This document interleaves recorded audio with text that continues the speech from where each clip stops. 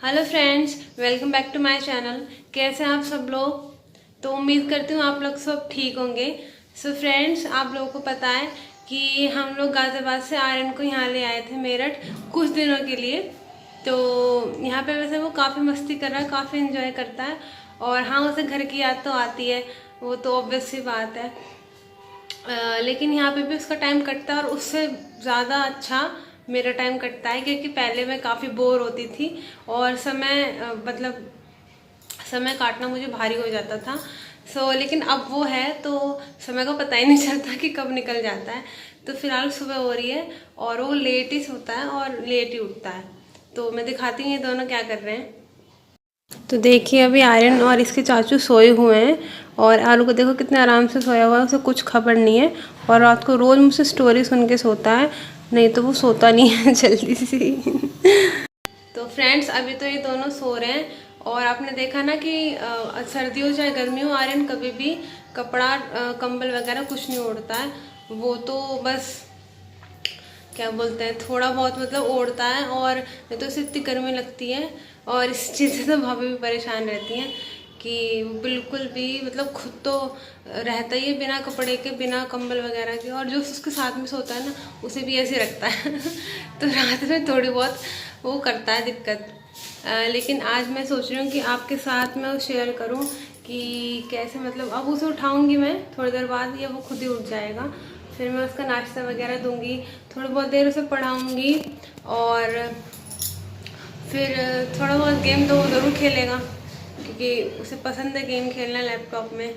और बस ऐसी मेरा रूटीन, मतलब ऐसे मेरा टाइम कट रहा है उसके साथ और काफ़ी मज़ा आता है उसके साथ। टाइम को पता ही नहीं चलता कि कब निकल जाता है और मतलब मुझे टाइम निकालना पड़ता है अपने लिए। तो वाकई में बच्चे अगर हो ना घर में तो बिल्कुल समय नहीं मिलता। और आपको शिकायत भी नहीं रह सकती कि हाँ, कि मतलब बोरियत तो एक मिनट की भी नहीं होती है। लेकिन जब वो चुप चला जाएगा तो फिर से वही पुराना रूटीन शुरू हो जाएगा मेरा। लेकिन कोई बात नहीं, जब तक आर्यन है तब तक तो उसके साथ एंजॉय करते हैं हम लोग। तो चलिए फ्रेंड्स, मैं आपको थोड़ी देर बाद मिलती हूँ। और आज नाश्ते में मैं आलू के पराठे बना रही हूँ, तो वो भी आपके साथ शेयर करूँगी मैं। तो मेरे साथ बने रहिएगा। तो फ्रेंड्स, मैं आपसे सिखाऊं। अब मैं नहाने जाऊंगा ब्रश करके। और फिर खाने के दुकान पे जाऊंगा। तो मैं आज बना रही हूँ आलू के पराठे और मैं आज स्टफिंग बनाऊँगी उसकी छौंक के। तो मैंने पैन में डाल दिया है तेल और तेल के गर्म होते ही जीरा डाल दिया है और फिर उसमें सूखी लाल मिर्च भी डाल दिए थोड़े, और फिर प्याज, हरी मिर्च, और मैं उन्हें थोड़ा पिंक कर लूँगी। और उसके बाद उसमें नमक, मिर्च और धनिया डाल के, और साथ ही में मैंने उसमें गरम मसाला भी डाल दिया है। मिर्च थोड़ी कम ही डाली है क्योंकि आर्यन भी नहीं खाता इतनी मिर्च। और आलू की जो पिट्ठी, मैंने आलू को ग्रेट कर लिया था और उसमें हरा धनिया मिला के सबको अच्छे से भून लिया है मैंने। और देखिए, आर्यन यहाँ अपनी कार्ड से खेल रहा है और ये सुबह उठते ही खेलना चालू कर दिया है इसने, और इसी तरह खेलता है ये पूरे दिन। तो मैं पराठे बेलने जा रही हूँ और पराठे बेलने के लिए मैंने आटा ले लिया है और उसमें स्टफिंग भर लिया है आलू की जो बनाई थी।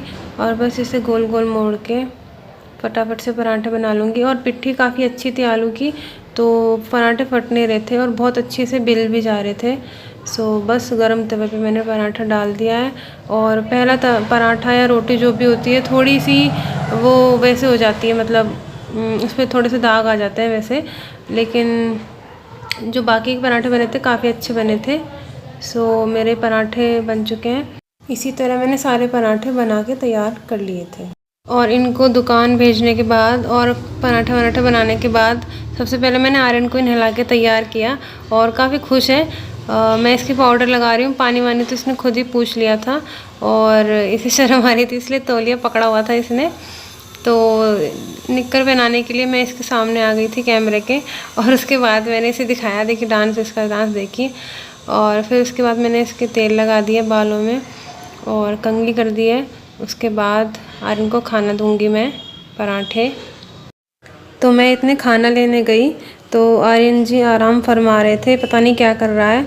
तो मैं अपने और आर्यन के लिए एक एक पराठा लेके आई हूँ। और आर्यन को ये काफ़ी बड़ा और भारी लग रहा है पराठा, सो मैं तो दही से खा रही हूँ। और आर्यन से भी कह रही थी दही से खाने की, तो वो नहीं खाता दही वही। तो मैं उसे बता रही थी कि बहुत अच्छा होता है दही खाना, लेकिन आर्यन को पसंद ही नहीं है दही मट्ठा कुछ भी। तो हमारा खाना पीना हो चुका है और मैंने सोचा कि चलो अब थोड़ी पढ़ाई कर ली जाए। तो आर्यन को मैं बुक्स में काम दे रही हूँ, कॉपी में। और हालांकि अभी स्कूल छुट्टी है इसके स्कूलों की, तो मैंने सोचा कि क्यों ना थोड़ा सा काम करवा देती हूँ। तो इंग्लिश हिंदी मैथ्स में काम दे दिया है और आर्यन लग गया है तन मन से काम करने, क्योंकि मैंने उससे कहा है कि जितना जल्दी आप काम करोगे उतना ही फिर मैं आपको गेम खिलाऊँगी थोड़ी देर के लिए। तो आर्यन लगा हुआ है।